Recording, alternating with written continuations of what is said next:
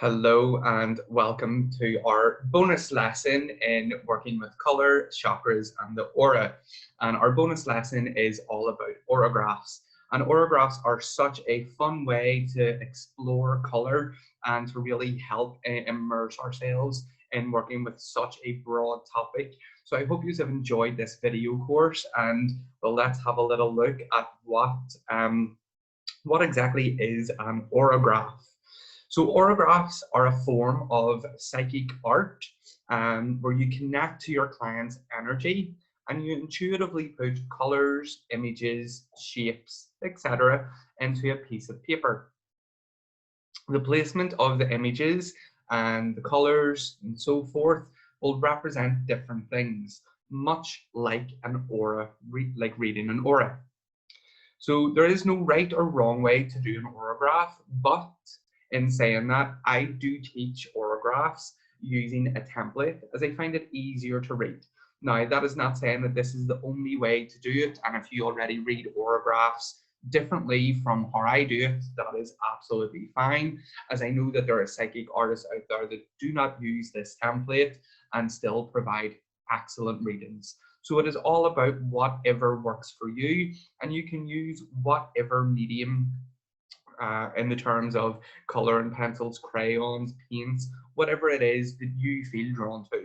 Me personally, when I used to do auragraphs, I used to use chalks or pastels because they were smudgeable, and mine used to be very abstract.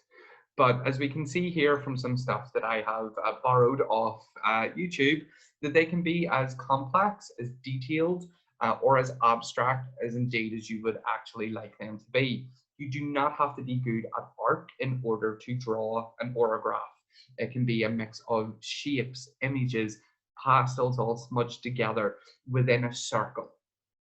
That's what I use. So just allow your intuition to inspire you. So you will have your template that you can print off, which is this. If we have a little look at it, I should probably hide my camera here. If I can, let me see, just so that we can see this. So here within the circle will represent all these different areas if we imagined it equally all sliced up, and we do not need to be 100% with this either. You know, there can be overlaps, and obviously you're not going to draw within this, you're just going to draw within a blank circle. So first of all, anything outside of the circle will be outside influences. So that's anything outside of the circle.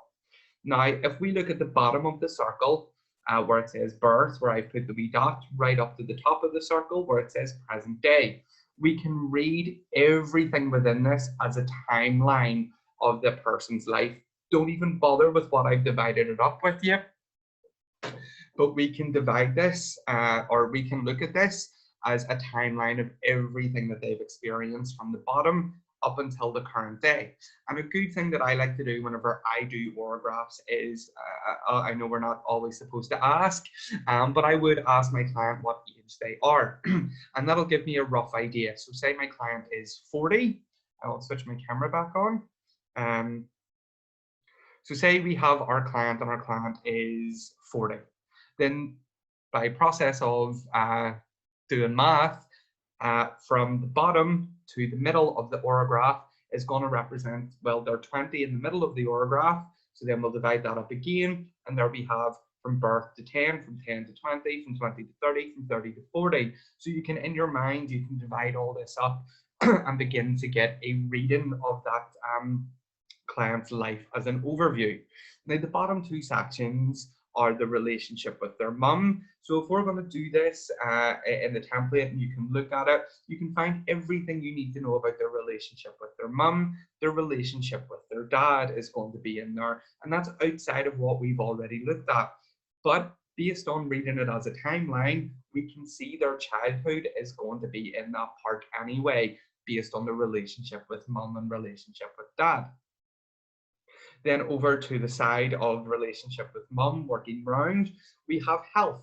So that's everything to do with their physical health is going to be detailed, whether you do abstract images or you have, very clean, precise symbols within it. All that and the colors will then give you information. So then moving on, we have their work life. What is their work life like?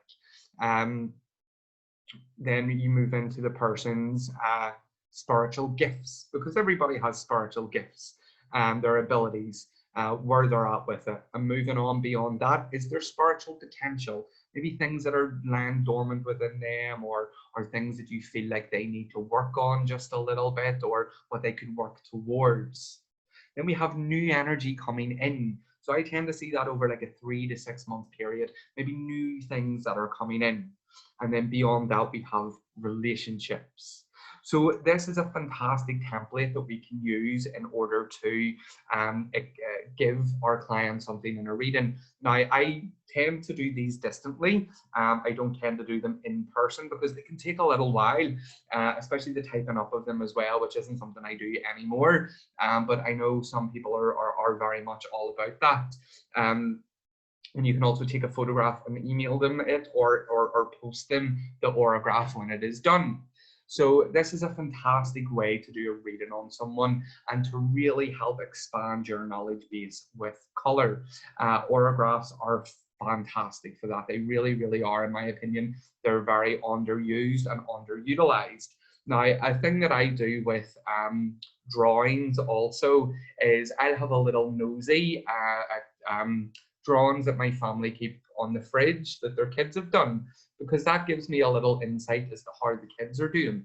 Yes, it may be a beautiful picture and all that, but this is sort of with permission as being a family member, just to see what's going on. So for those of you that do have kids out there, this is a fantastic thing to do with your kids as well. Get them to draw within this circle, or at least just draw a picture, and allow the colors to speak to you, to tell you what is going on with your child.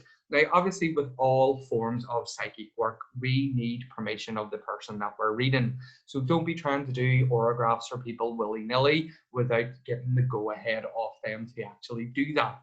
But I'm very excited for you to move on to do Auragraphs. Now, my computer skills are very, very basic. So what I've done here is I have just threw some random images into a circle. So we're going to just sort of look at the little segments here. So if we can go back and remember that the bottom left-hand corner is the relationship with mum. So based on this beautiful sort of really pink that's there, this would suggest to me that, you know, there's a good relationship with mum, but because it's quite a dusty pink, it's not as vibrant as the heart way up there. That would suggest to me that, you know, mum what would have been the curve between mum and dad. Mum would have been the one that would have gave that little bit more care, but maybe there would be the feelings that maybe my client's needs weren't always met because it's a bit dustier and it's not so vibrant. And then if we look at the relationship with dad, well, there's a big bit of green that's overlapping that pink. So that would suggest to me the emotional healing that needs to be done with that relationship with dad. So this is just a simple interpretation. The more you do this, the more information that you will get.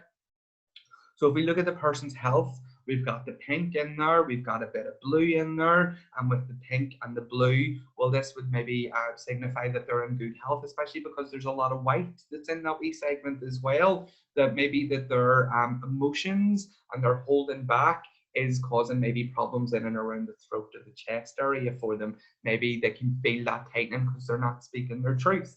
But generally, if I was to look at this, now obviously the Auragraphs I used to do, they would be in person and much, much more detailed. So their work life seems really good to me because we've got the blue, we've got the white, and we've got the yellow if we divide that up from the start. So their work life looks good. I would probably say that this person has to talk a lot with their work and maybe works with people and is very enthusiastic about their job, because we've got the blue with our communication, our throat chakra, we've got the yellow of the solar plexus, and we've got the white, which is that sort of on the go type of color. Now, if we look at our person's spiritual gifts, I would say that this client would have the ability to communicate with spirit, because it's taken me to the throat. They're very, very psychic because it's taken me to that area.